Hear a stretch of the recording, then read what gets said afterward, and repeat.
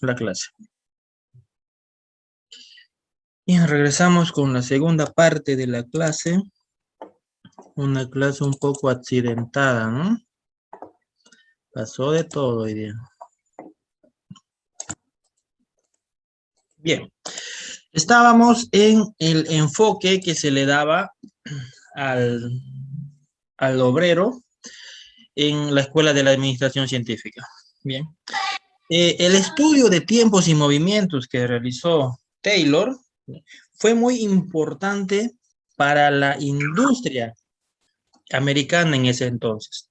Si ustedes leen algún libro o algún relato que hable sobre Henry Ford, por ejemplo, cuando él, bueno, como dijimos en un principio, ¿no? Él aplicó casi todas estas teorías en sus empresas. Y cuando hizo el análisis de tiempos y movimientos, descubrió que incluso había algunos trabajadores que antes, mucho antes de que empiece a fabricarse un vehículo, un automotor, ya estaban pensando en la pintura o en la preparación de la pintura, ¿no? Es decir, aspectos que todavía ni deberían considerarse, ¿no? En ese entonces, sino que se lo debería dejar para el final. Entonces, este estudio de tiempos y movimientos ayudó no solamente a las empresas de Henry Ford, sino a las empresas en general de Estados Unidos a poder tener una producción eficiente, ¿no? Es como que ustedes trabajen en una carpintería, ¿no? Y le digan, vamos a fabricar mesas. Y uno diga, no, ya está bien, voy a abrir el barniz, digamos. Entonces, es decir, está hablando de un proceso que está todavía al final, ¿no? Que ni siquiera debería considerarse. O otro que diga, no, ya voy a ir a venderla a ver cuánto me pagan, ¿no? Cuando ni siquiera está fabricada. La madera sigue ahí intacta, ¿no? Entonces, ese estudio de tiempos y movimientos fue realmente importante. Y él creó lo que se conoce como el tiempo estándar. ¿Ya? ¿Qué es el tiempo estándar? Bueno, es un concepto sencillo, ¿no? Tiempo estándar quiere decir el tiempo promedio que se ocupa en la fabricación de un producto. Eso si es que hablásemos de producto, ¿no? Pero como eran procesos, el tiempo que debería ocuparse en un determinado proceso. Por ejemplo, si volvemos a la fabricación de sillas, en cortar la madera, 40 minutos, ¿no? En hacer los moldes, puede ser 50 minutos. En clavar las piezas en el lugar correcto, 20 minutos. Y así sucesivamente, ¿no? Se manejó tiempos estándar, de manera que los administradores ya sabían cuánto tiempo requerían en fabricar sus productos. Y si ahí se pudo averiguar o se pudo evidenciar si es que había algún, como se le llama, tiempo ocioso, ¿no? Dentro de los trabajadores, dentro de la mano de obra, o como lo conocemos ahora, si es que alguien estaba haciendo tiempo por hacer tiempo simplemente, ¿no? Por perder el tiempo en el trabajo para que de todas formas le van a pagar, ¿no? Entonces, ayudó mucho esta teoría de tiempo estándar, tanto así que tiempo estándar es un tema ahora en la materia de costos. Si es que llegamos a tercer año, y si es que llegan conmigo, porque hay varios docentes, ¿no? En costos 2 vemos el tema de costos estándar, por ejemplo, que tiene que ver con el tiempo estándar también. Bien.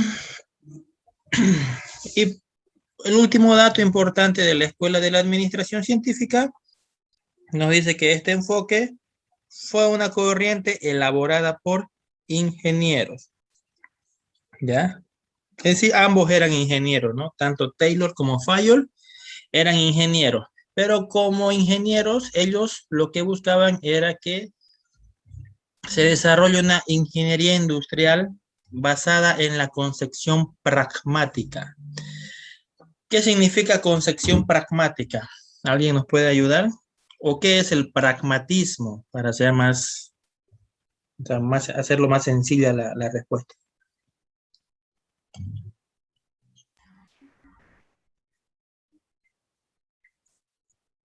Bueno, ya. A ver, aquí yo veo que están entrando al internet. Vamos a la respuesta directamente, mejor, para ganar tiempo.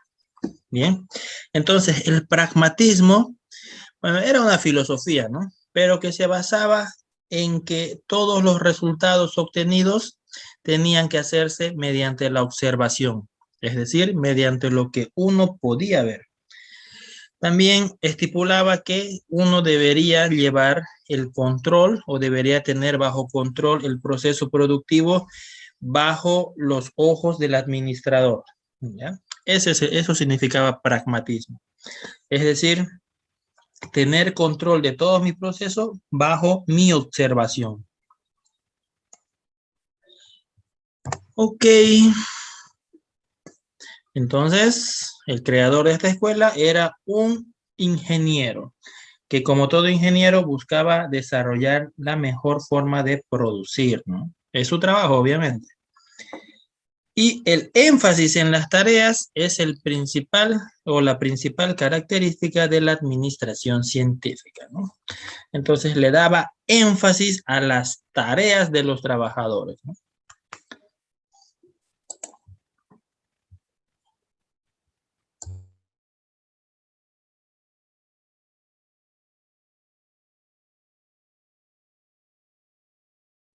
Muy bien, ahora veamos la teoría clásica de Fayol. Ya vimos la científica de Taylor. Ahora, ¿qué nos dice la teoría clásica de Fayol? Vamos a pedirle a... Aquí yo estoy confundido.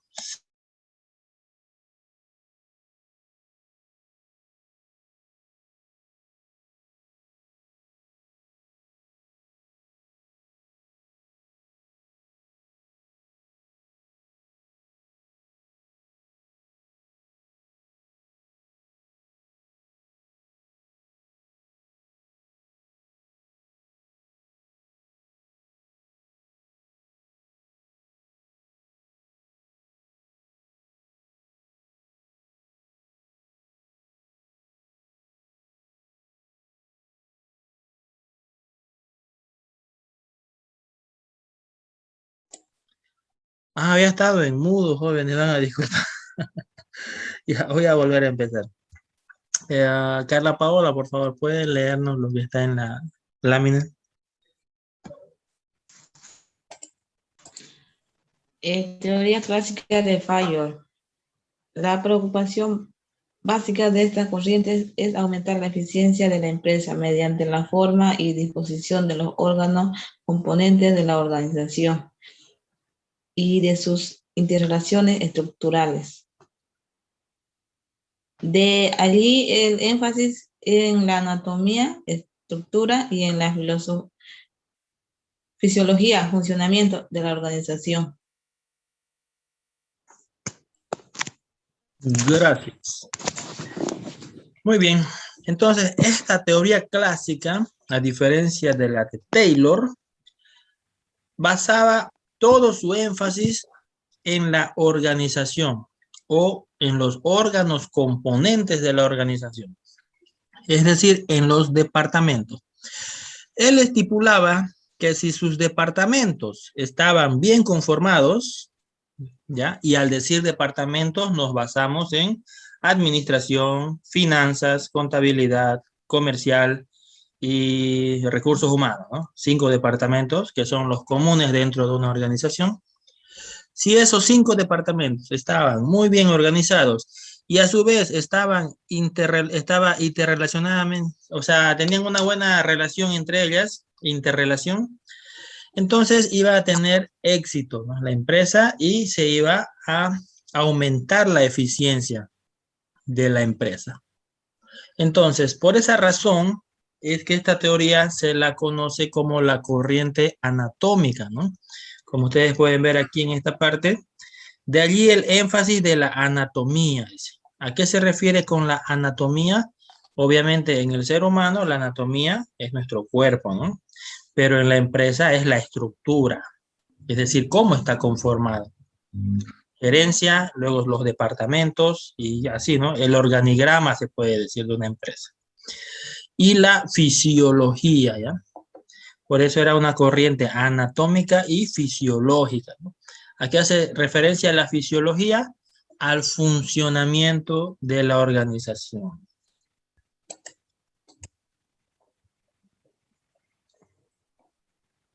Esto, por favor, Daisy, ¿no los puede leer?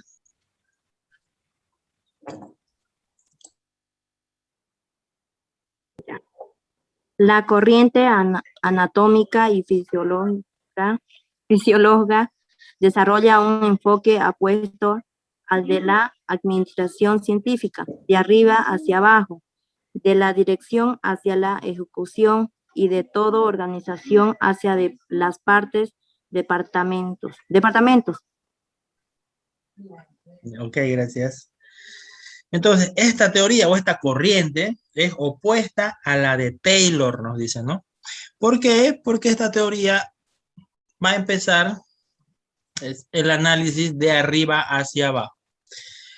Es decir, para la teoría de Fayol, si es que la gerencia y los gerentes de cada área estaban correctamente colocados, de ahí para abajo todo iba a funcionar bien.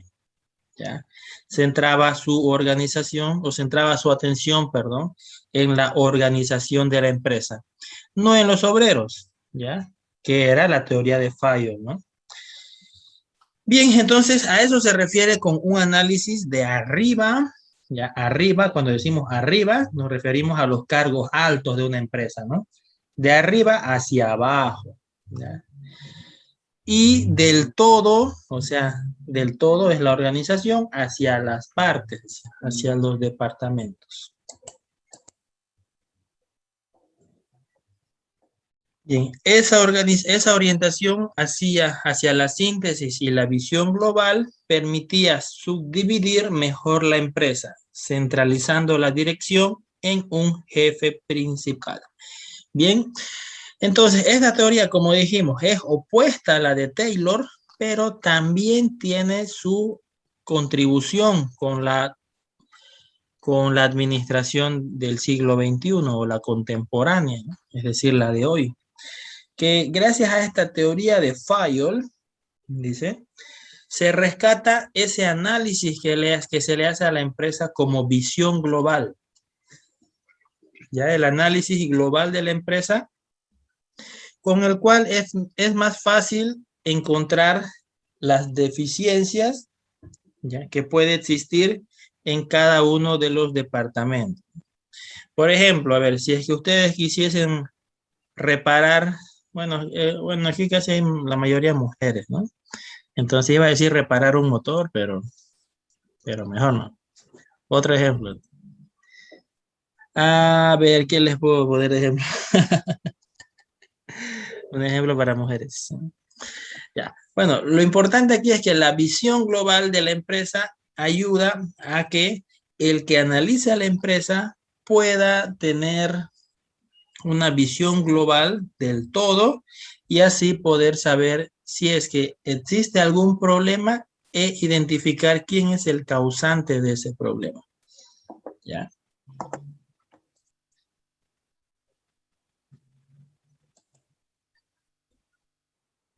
Bien, veamos los orígenes del enfoque clásico. ¿Ya? Ya hemos visto que el enfoque clásico tenía sus dos principales contribuyentes y de esos dos principales contribuyentes se originaban dos corrientes, ¿no? Ahora hablemos de ese enfoque clásico, ¿cuáles son sus orígenes? Bien, para empezar, dice, tiene sus consecuencias de la revolución industrial. Ya. Como ustedes tendrán conocimiento, la revolución industrial ha creado un caos en el mundo en ese momento, ¿no? Con el lanzamiento de tantos avances que hubo en las organizaciones, en las empresas y en todo el mundo, ¿no? Que necesitó que personas, que intelectuales pusiesen su atención en la administración de las empresas. ¿Ya? Y esto podríamos resumirlo en dos hechos genéricos, ¿ya? Vamos a ver dos aspectos que la revolución industrial nos dejó para la creación del enfoque clásico. ¿Ya?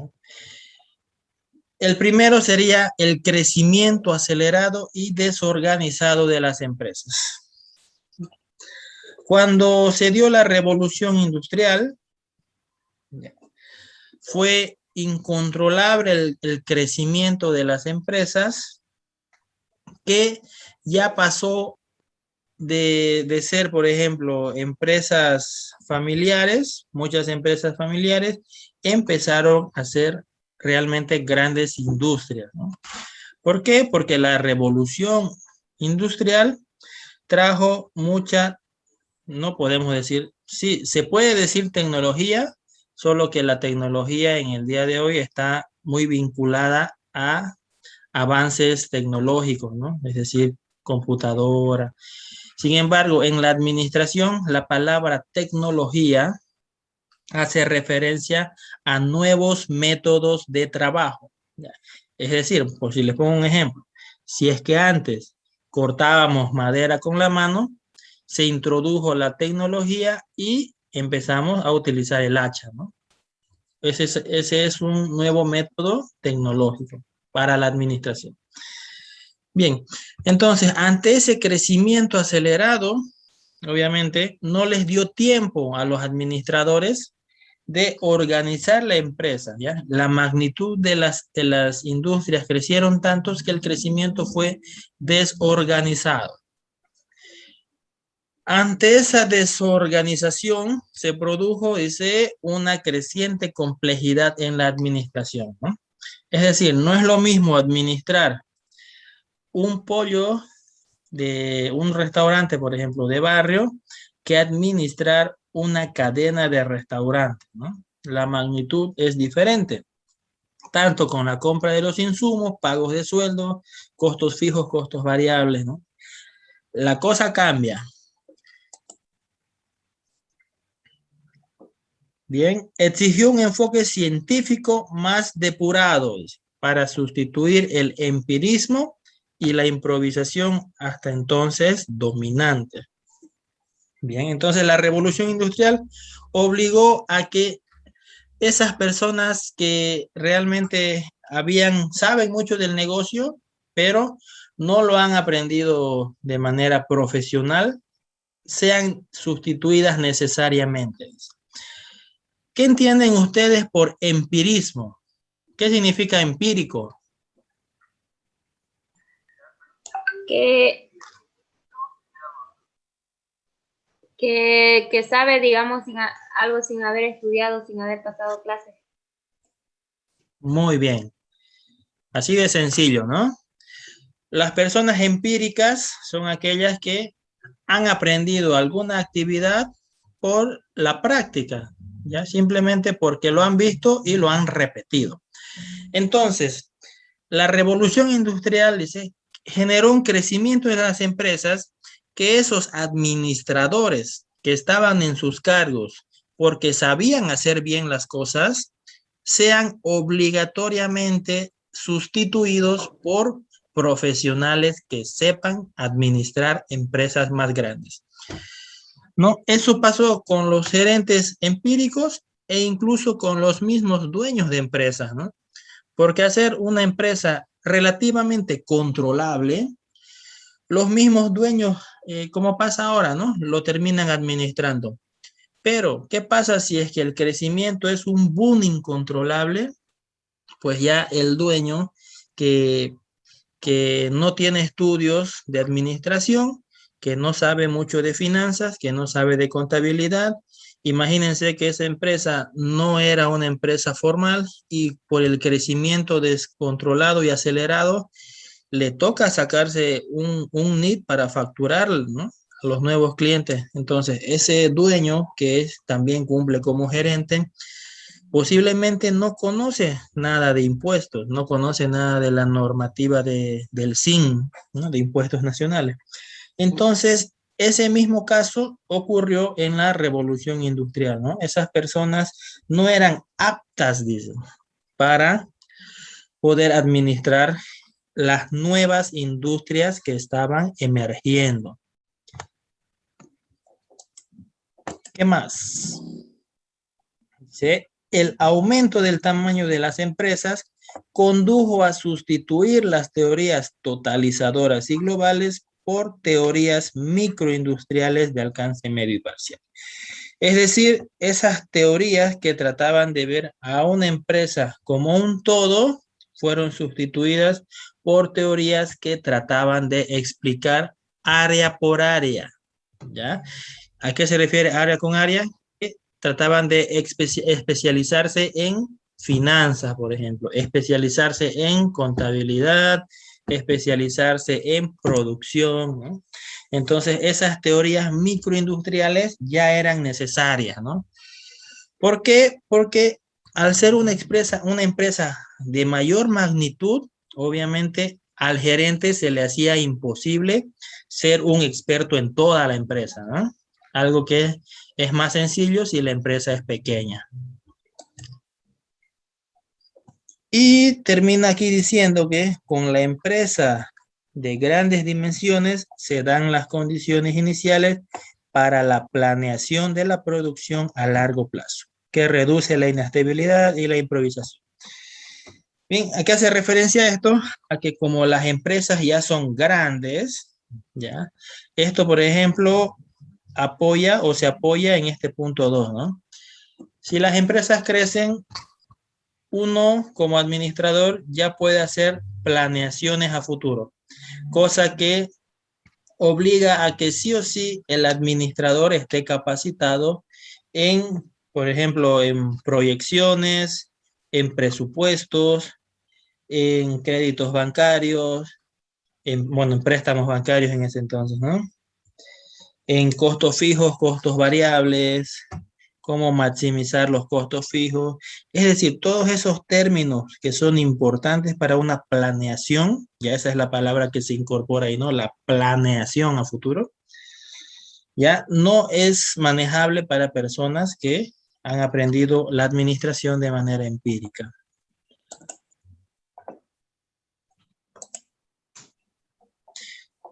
Bien, seguimos. Estábamos viendo el primer punto, ¿no? Y el segundo punto, ya, que originó la revolución industrial fue la necesidad de aumentar la eficiencia y la competencia de las organizaciones.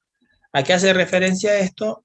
Por favor, Ruth, ¿nos los puede leer los dos primeros? La necesidad de aumentar la eficiencia y la competencia de las organizaciones, con el fin de obtener el mejor rendimiento posible de sus recursos y enfrentar la competencia cada vez mayor entre las empresas. Entre 1880 y 1890, con la sustitución del capitalismo liberal por los monopolios, se estableció la producción en masa en Estados Unidos. Ya, gracias. Entonces, nos mencionaba que era necesario aumentar la eficiencia y la competencia, ¿no?, de las organizaciones. ¿Para qué esto? Pues para mejorar los rendimientos, ¿ya?, tanto de su mano de obra, de sus recursos, de sus tiempos, como vimos ya que planteaba Taylor, ¿no? Hay que mejorar los tiempos, porque el tiempo es dinero, eso, ¿no? El tiempo que un trabajador se dedica al ocio para la empresa es dinero perdido. ¿Sí? Con el fin de ser más competitivo en el sector, ¿ya? Una empresa que hace las cosas de manera correcta, obviamente tiene menores costos que la empresa que lo hace de manera improvisada. Es así que entre 1880 y 1890 aparece en Estados Unidos la producción en masa. ¿Y qué origina la producción en masa? Pues obviamente que las industrias necesiten mayor mano de obra, ¿ya? Es decir, más trabajadores en las fábricas. Todos entienden lo que es la producción en masa, ¿no? A ver. Vamos a preguntarle a alguien, a ver. ¿Quién está aquí durmiendo? Ivana, ¿está usted aquí?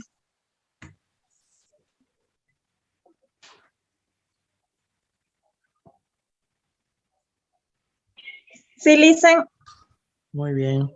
¿Le entiende al concepto de producción en masa?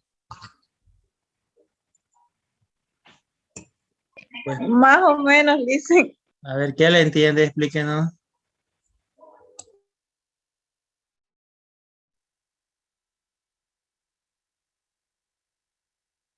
Con sus palabras.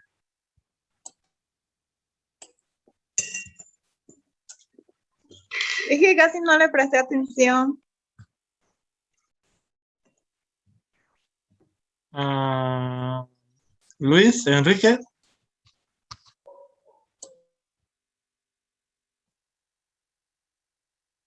Sí, dicen.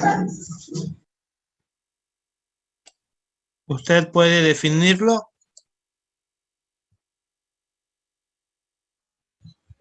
Producción en cadena.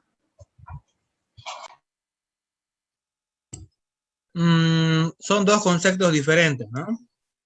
Producción en masa hace referencia a la producción en serie, ¿no?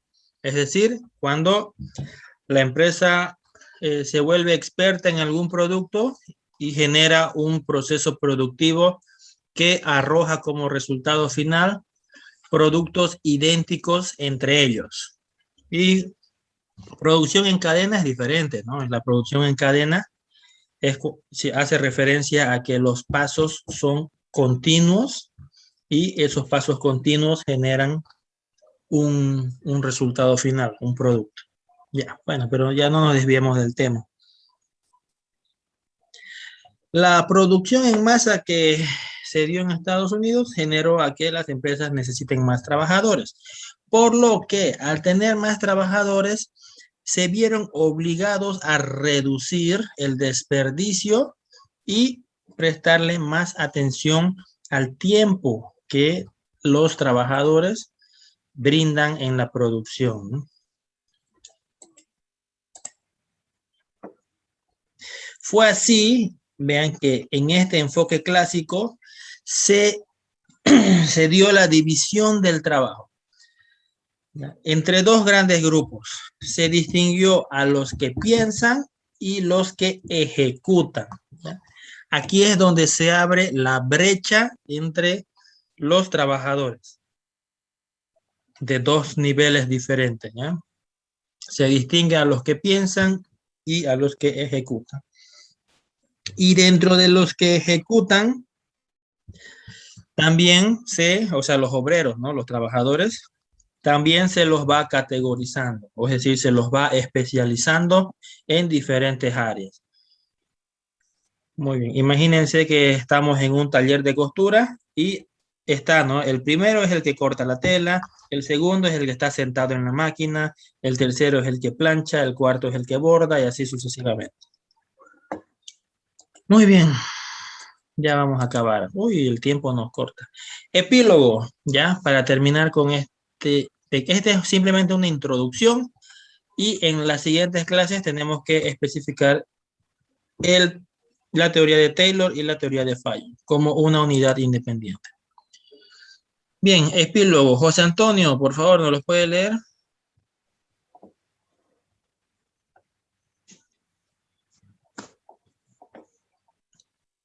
Si no está José Antonio, los que están presentes siempre. Carla Paola, léanoslo, por favor. Usted.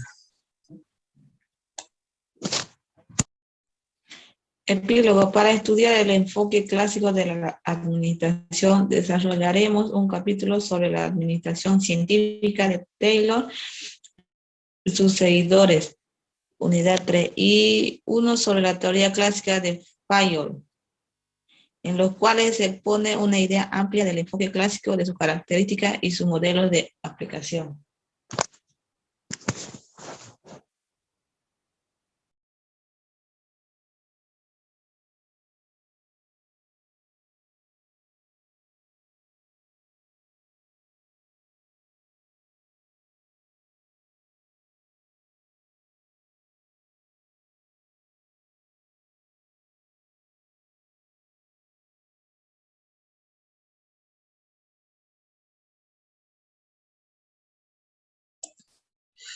Ay, otra vez se puso en silencio, van a disculpar.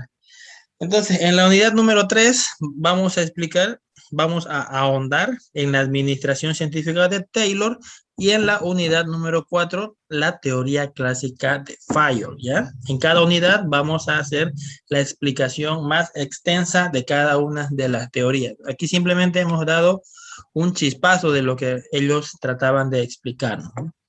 Daisy, por favor, ¿los puede leer la última parte?